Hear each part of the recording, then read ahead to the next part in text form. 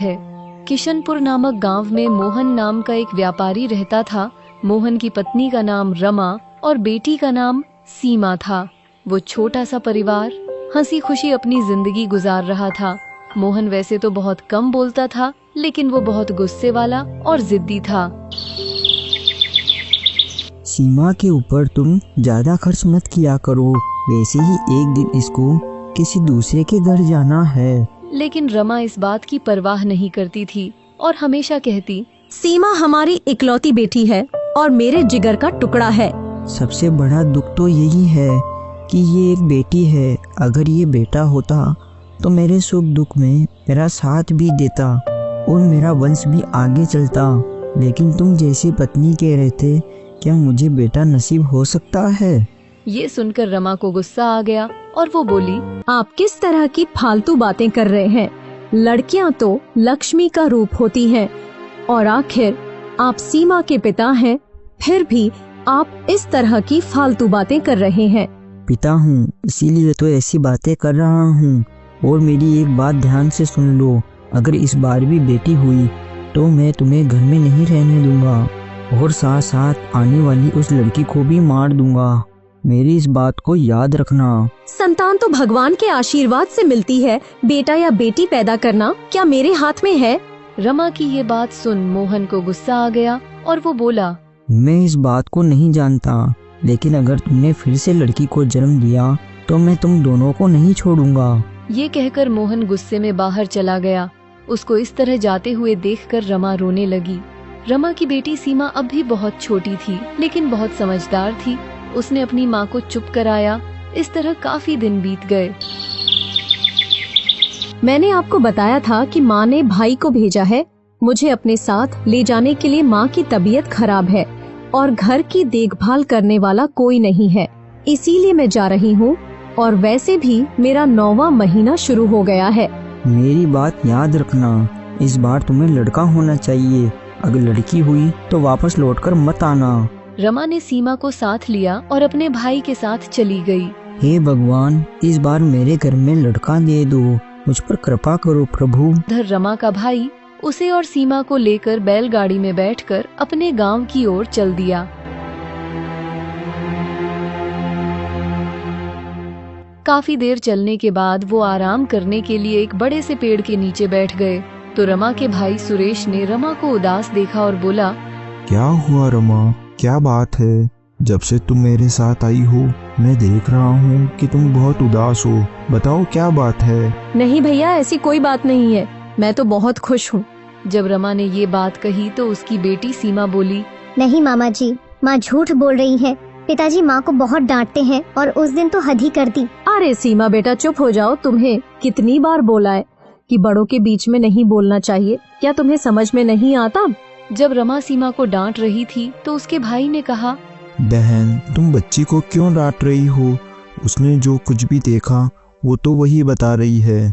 और वैसे भी बच्चों का मन साफ होता है और वो भगवान का रूप होते हैं, वो कभी झूठ नहीं बोलते। बहन जो भी बात है मुझे बताओ। रमा ने उसको बहुत टालने की कोशिश की। अरे भैया, ये तो ऐसे ही बोल रही हैं, आप इसकी बात पर ज्यादा ध्यान मत दो। तुम मेरी छोटी बहन हो, तुम्हें मैंने अपनी गोद में खिलाया है। तुम्हारा चेहरा देखकर ही मैं बता सकता हूँ कि तुम उदास हो या खुश हो। तुम डरो मत, मैं ये बात माँ को नहीं बताऊंगा। जो भी बात है तुम मुझे बताओ।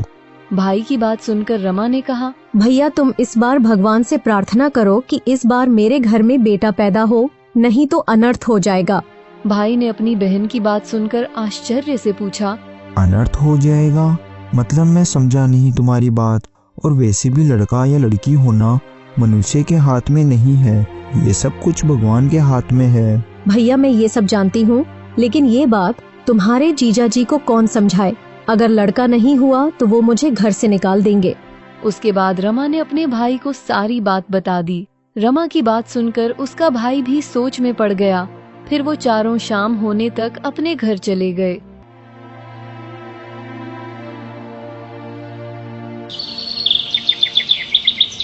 फिर ऐसे ही कुछ दिन बीतने के बाद एक महात्मा मोहन के घर के बाहर आए।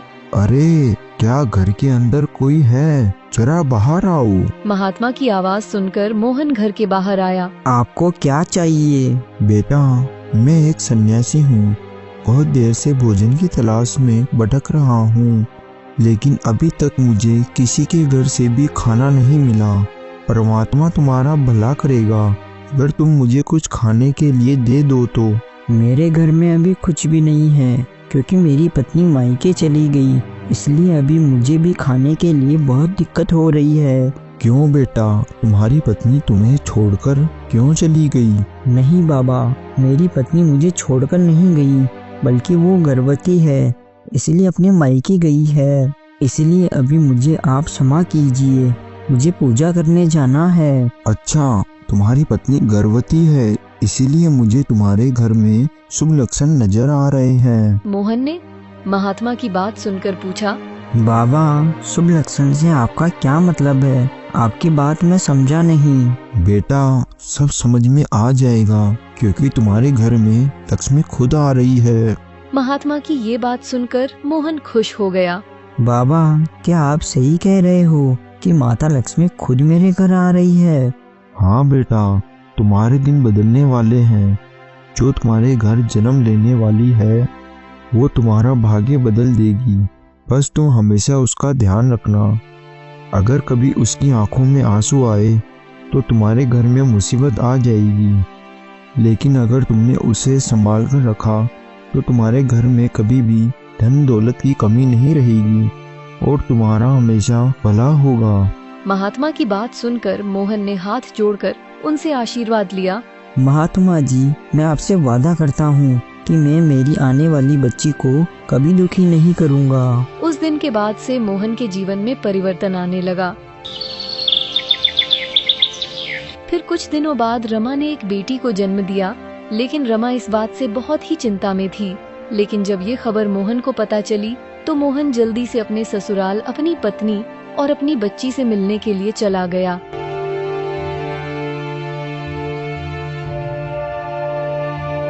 वहाँ पहुंचकर उसने अपनी बेटी को उठाकर उसे प्यार करने लगा और बोला, आज से मेरी छोटी बेटी का नाम लक्ष्मी है। ये सब देखकर रमा और उसके परिवार वाले बहुत खुश हुए। मोहन पहले से बहुत बदल गया था और उसकी छोटी बेटी लक्ष्मी तो जैसे उसकी आंखों का तारा बन गई। रमा ये देखकर बहुत खुश हुई। ऐसे ही कुछ साल बीत गए। मोहन लक्ष्मी का बहुत ख्याल रखता था। लक्ष्मी के साथ साथ अब वो सीमा का भी ध्यान रखने लगा और जब भी वो बाजार जाता तो आते हुए दोनों के लिए ढेर सारे खिलौने और खाने की चीजें लेकर आता। लक्ष्मी और सीमा भी अपने पिता का प्यार देखकर बहुत खुश होती। रमा कभी कभी मोहन से कहती, आप ज्यादा प्यार से अपनी बेटियों को बिगाड़ दोगे। ये सब कुछ लक्ष्मी के कारण ही तो हो रहा है। अगर उसके लिए नहीं लाऊंगा तो फिर किसके लिए लाऊंगा? आप सच कह रहे हो। हमारी बेटियों ने तो हमारा भाग्य ही बदल कर रख दिया है, जैसे साक्षात महालक्ष्मी हमारे घर आ गई हो। हाँ, मैं अपनी बेटी लक्ष्मी को कभी भी अपने से अलग नहीं करूँगा। ऐसे ही कुछ समय और बीत गया। अब दोनों लड़कियां बड़ी हो गई थीं। मोहन ने अच्छा सा लड़का देखकर सीमा की शादी कर दी। सीमा खुशी खुशी अपने ससुराल चली गई, लेकिन मोहन लक्ष्मी की शादी के लिए तैयार नहीं हुआ। एक दिन रमा ने गुस्से में मोहन से कहा, कभी अपने व्यापार को छोड़कर छोटी बेटी की शादी के लिए भी सोचिए। वो दिनों दिन बड़ी हो रही है, उसकी उम्र बढ़ती जा रही है। हाँ, तुम ठीक कह रही हो। एक दिन मंदिर में इसके नाम की पूजा करवा दूंगा, फिर सब ठीक हो जाएगा। ये सुन रमा ने गुस्से में कहा, आप किस तरह की बातें कर रहे हो? मैं आपको क्या बोल रही हूँ और आप कुछ और ही कह रहे हो। मैं बेटी लक्ष्मी की शादी की बात कर रही हूँ। उसकी उम्र बढ़ रही है, आप उसके लिए कोई लड़का क्यों नहीं देखते? मैं लक्ष्मी की शादी हरगिज नहीं कराऊंगा। ये बात तुम ध्यान से सुन लो। ये आप क्या कह रहे हो? लक्ष्मी की शादी नहीं करोगे? लेकिन किस लिए? उसने ऐसा कौन सा गुनाह कर दिया? क्योंकि वो मेरा भाग्य है और उसके आने से मेरा भाग्य बदल गया है, और तुम भी इस बात को जानती हो कि उसके कारण ही मेरा भाग्य बदला है। इसलिए मैं लक्ष्मी की शादी कभी नहीं होने दूंगा। ये कहकर मोहन घर से बाहर निकल गया। अभी वो थोड़ी दूर ही गया था कि उसे अपनी पत्नी का भाई रास्ते में मिल गया। अरे जीजा जी, इस दोपहर में जल्दी जल्दी कहाँ जा रहे हो? मैं पूजा के लिए सामान लेने जा रहा हूँ। कल घर में लक्ष्मी पूजा है और अच्छा हुआ तुम भी इस मौके पर यहाँ आ गए। अब चलो घर चलो। हाँ जीजा जी, घर ही जा रहा हूँ। लेकिन आप एक बात बताओ, अब तो माता लक्ष्मी ने आपको सब कुछ दे दिया है। लक्ष्मी माता ने आपका पूरा भाग्य ही बदल कर रख दिया है। अब घर की लक्ष्मी के लिए भी कोई अच्छा सा वर ढूंढ लीजिए। लक्ष्मी की अब शादी की उम्र हो गई है। मोहन उसकी ये बात सुनकर गुस्से में बोला, तुम भी अपनी बहन की तरह ही बात कर रहे हो। लक्ष्मी की शादी के लिए मुझसे बहस कर रहे हो। मुझे उसकी शादी करवानी है या नहीं करवानी है, ये मेरी मर्जी है। तुम इसमें बोलने वाले होते कौन हो? जीजा जी, साधु बाबा ने तो लक्ष्मी को संभाल कर रखने के लिए कहा था, उसे बांध कर रखने के लिए नहीं। इसलिए अब उसकी शादी कर दो। सुरेश के मुंह से ये बात सुनकर मोहन थोड़ा चौंक गया और बोला, ये बात तुम कैसे जानते हो? उस समय साधु बाबा और मेरे अलावा घर में कोई नहीं था। मोहन की बात सुनकर उसका साला हंसने लगा और बोला, जीजा जी, आप उस दिन दाढ़ी मूछ के पीछे छुपे इंसान को नहीं पहचान पाए। ये कहकर वे और भी जोर जोर से हंसने लगा। तो इसका मतलब उस साधु के वेश में तुम ही थे? तुमने मुझे बेवकूफ बनाया। हाँ जीजा जी, उस दिन मैं ही था और उस दिन लक्ष्मी के बारे में मैंने ही आपको बताया था। लेकिन मैं उस समय क्या करता, मुझसे अपनी बहन का उदास चेहरा नहीं देखा गया। तुम्हें ये बात कैसे पता चली? मुझे मेरी बहन ने सारी बात रोते रोते बताई थी। और जो पिता अपनी ही बच्ची को मारना चाहे, उसके साथ थोड़ा धोखा तो भगवान भी माफ कर देते हैं। इसीलिए मुझे ये सब करना पड़ा। मोहन को ये सुनकर गुस्सा आ गया। तुमने मेरे साथ ये खेल खेलकर अच्छा नहीं किया। जीजा जी, ये खेल खेलने के लिए आपने ही मुझे मजबूर किया। अगर लड़का पैदा होता तो कोई मुश्किल नहीं थी। इसका मतलब लक्ष्मी मेरे लिए भाग्य का रूप है, ये सब गलत था। जी हाँ, ये सब झूठ था। लेकिन एक बात तो सत्य है कि लक्ष्मी के आने से आपका भाग्य पूरी तरह से बदल गया। मोहन को अब बहुत गुस्सा आ रहा था। अब तुम चुप हो जाओ। मैं तुम्हारे जैसे धोखेबाज और फरेबी से बात नहीं करना चाहता और आज के बाद तुम्हें मेरे घर आने की कोई जरूरत नहीं है। ये कहकर मोहन घर वापस आ गया। घर वापस आते ही मोहन ने लक्ष्मी और रमा पर चिल्लाना शुरू कर दिया और उनको बहुत खरी खोटी सुनाई। ये सब सुनकर लक्ष्मी बहुत दुखी हुई और वो रोने लगी और बोली, पिताजी, आपको क्या हुआ है? आपने कभी मेरी आंखों में आंसू की एक बूंद नहीं आने दी और आज आप इतना बुरा भला कह रहे हो। हाँ, सुन रहा हूँ। तुम मेरे लिए सिर्फ एक झूठी मूरत हो। तुम्हें सहन कर रहा हूँ। मेरी जिंदगी की यही सबसे बड़ी भूल है। अब मैं जल्दी से तेरी शादी करके तुझे भी यहाँ से दफा कर दूंगा। इस तरह कुछ दिनों के अंदर ही मोहन ने लक्ष्मी की शादी करवा दी। लक्ष्मी रोते रोते अपने घर चली गई। लक्ष्मी के जाते ही जैसे मोहन का सारा जीवन दुख में हो गया। कुछ समय के बाद ही उसे व्यापार में बहुत नुकसान होने लगा और मोहन कंगाल हो गया। उसके ऊपर बहुत सारा कर्ज हो गया। उसके घर में सुबह शाम पैसे लेने वाले आने लगे। फिर ऐसे ही कुछ दिन बीतने पर मेरे पास अब सोने के ये आखिरी 2 कंगन बचे हैं।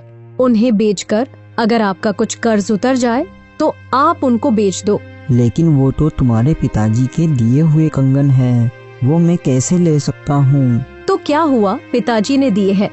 आपकी इज्जत के सामने तो ये कुछ भी नहीं है। ये तो मेरा फर्ज है। और आज आपकी दोनों बेटियों की चिट्ठी आई है।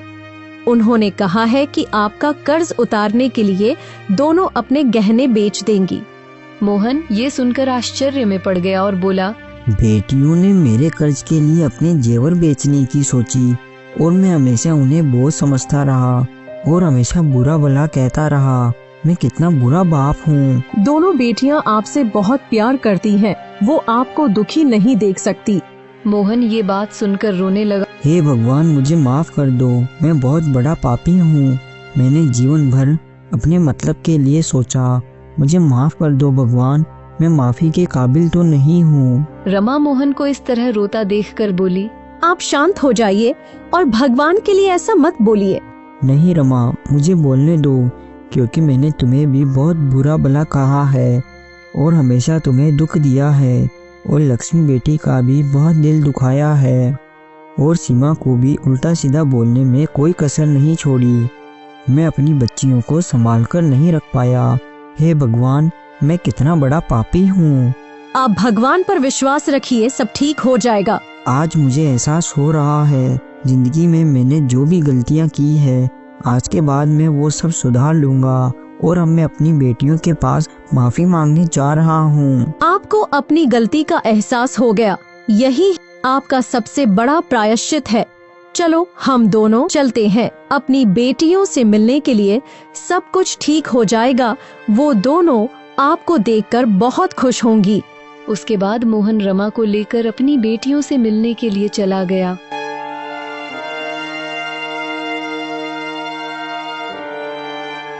दोनों बेटियां अपने पिता को देखकर बहुत खुश हुईं। जब मोहन उनसे माफी मांगने लगा तो वो दोनों भी रोने लगी। पिताजी, आपकी कोई गलती नहीं है, आप माफी क्यों मांग रहे हैं? मेरी प्यारी बेटियों, मुझसे बहुत बड़ा गुनाह हुआ है, इसलिए पहले तुम मुझे माफ कर दो। फिर मोहन ने अपनी दोनों बेटियों को बहुत प्यार किया। कुछ देर बाद वो दोनों पति पत्नी वापस अपने घर चले गए। इसी तरह कुछ समय बीतने के बाद मोहन की खुशियां फिर से वापस आ गईं और उसका भाग्य फिर से बदल गया। तो दोस्तों, भाग्य भी उसी मनुष्य का बदलता है जो बेटा बेटी में भेदभाव नहीं करता। इसीलिए हमें कभी भी बच्चों में भेदभाव नहीं करना चाहिए, क्योंकि बच्चे तो भगवान का रूप होते हैं और जो इंसान भगवान के साथ भेदभाव करता है उसका भाग्य कभी भी उसका साथ नहीं देता। दोस्तों, अगर आपको ये कहानी अच्छी लगी हो तो लाइक और कमेंट जरूर करें, शेयर करें और चैनल को सब्सक्राइब करें।